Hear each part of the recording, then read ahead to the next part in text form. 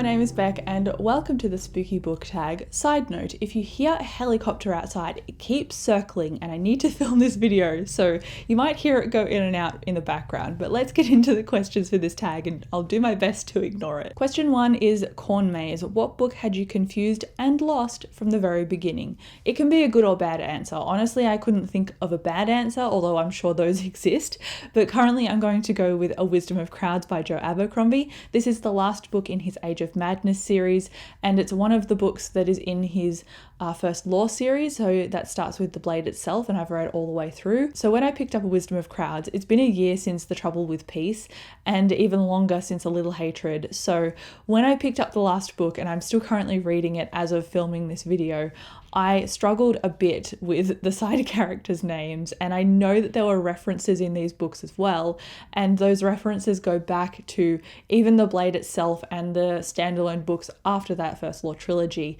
So I think I need to go back and reread them to get the full impact, but that doesn't mean I'm not enjoying myself. So it is a book that confused me because I was like, hang on, that character seems to be significant, but I also don't know why and I don't know who they are, and it was a fleeting moment, so surely there's somebody we know already. So it just took me a little bit to recalibrate and get back into the world, but after like 20-30% I was fully invested again, and more characters' names were ringing more bells for me as the story progressed. So it was only confusing for a little bit, but I'm definitely going to go and read this series again. I don't know when, but it's one of my reading plans in general for future me. Question number 2 is Haunted House. What book has the creepiest setting?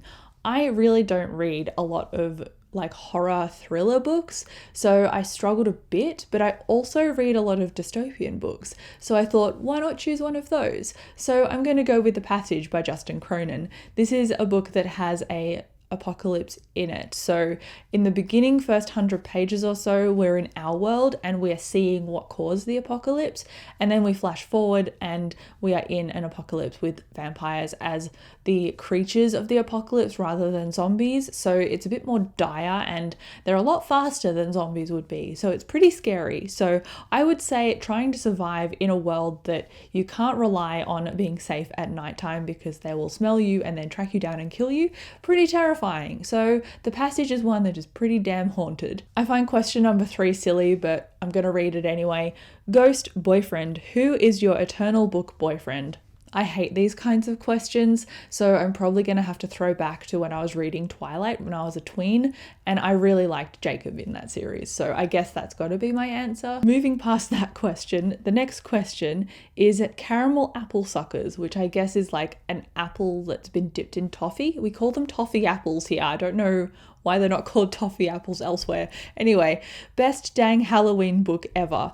I'm gonna have to go with The Dresden Files by Jim Butcher. Harry Dresden is the main character. He's a wizard detective and his birthday is on Halloween. So I'm just going to use this one because I don't read many spooky books, but I have recently watched Midnight Mass on Netflix, and that was very psychological and it had a very creepy atmosphere, and I really liked that. It did have like supernatural elements in it too, but it was mostly character driven and psychological, gory in some parts too, and I quite enjoyed it, even though afterwards the mood and the vibe and the tone of it messed me up a little bit. I kind of had to lie down and stare at the ceiling for a little bit, but I did still really like it and I would recommend it. I liked Haunting of Hill House, I didn't really love Bly Manor, and I really enjoyed Midnight Mass. And then question number 5 is vampires in everything. What is your least favorite Halloween trope? I didn't even know there were Halloween tropes, but I was going to say the Ouija board for summoning ghosts when characters are in a haunted house or at a party. It's overdone. I don't care. I don't know what else to say. I've seen it done many times, and there's always those people who are questioning of it, and then the ghost gets them and people die one by one. It's not really my kind of story. Another answer is not leaving a place that is clearly haunted. Like if I was in a place that was giving me the heebie-jeebies, I would not stay. And to be fair, sometimes characters realize this and then they try and escape and the ghosts and stuff prevent them from escaping. And to me, that seems legitimate. At least they're trying to leave. For characters who just move into an old spooky house and are like, I'm gonna live here now despite it being haunted. Don't like it. The only exception to that was The Haunting of Hill House, because that had a core theme of family and I quite liked the tone and the themes of that show. But honestly, those things just really frustrate me. I read books that are spooky when they are more supernatural and when they're urban fantasy, kind of like the Dresden Files or like Midnight Mass. I don't really tend to pick them up if they are just like jump scare, spooky ghosts kind of thing. I don't like slasher films either. They need to have enough character for me to be invested and enough thematically to pique my interest. If those things are absent, then I'm not interested. Question number 6 is pumpkins in everything. What is your favorite Halloween trope? Again, I didn't know there were Halloween tropes, or I would have prepared myself for this video. If there's a trope in Halloween that you like, let me know. Question number 7 is, what is your most evil villain? Or what villain do I think is the most evil? And for me, that's got to be Thanos from the Avengers, like genocide. Of course that's evil. Question number 8 is Ouija board. One of the things I dislike. It is a book that messes with things that you don't want to be involved in. For me, I don't really like fae. They have to be done really, really well. Honestly, they just mostly include over-sexualization of charged moments between characters, and I want more than that to form character tension and relationships. And I also don't like all of the politics that comes with fae, because they tend to be really overpowered, and everyday characters, like maybe a rogue character, don't have the same ability to go up against something like that and come out the other side mostly alive. So I'm not hugely into fae. Again, they have to be done really well. I do like the fae for the most part in the Dresden Files series, but I'm really picky. And so for me, this question would have to be Sarah J. Maas.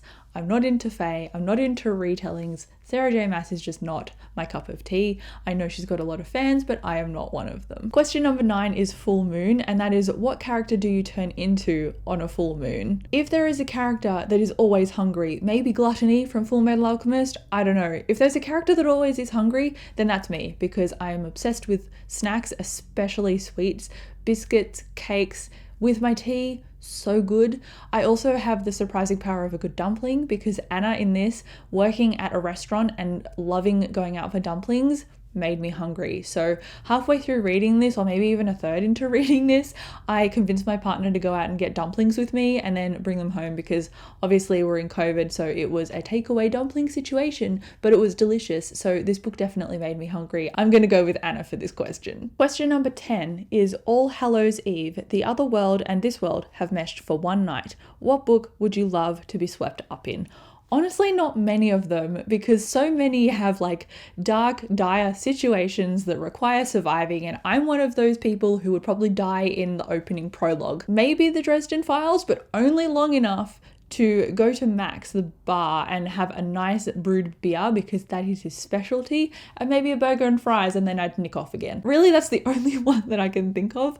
I would say Hogwarts, but honestly, I'm done with studying. I don't want to go back to school, so that one's out. Going to a bar and getting a beer and having a burger and fries is the next best thing. Question number 11 is Voodoo Doll, and it is, what author would you want to take control of so they could write anything you want? And I think a lot of people would agree with me when I say Patrick Rothfuss and book 3. It's a salty answer, but it's the truth. Question number 12 is Black Cat, and that is, what are some red flags that you look for when you start reading a book?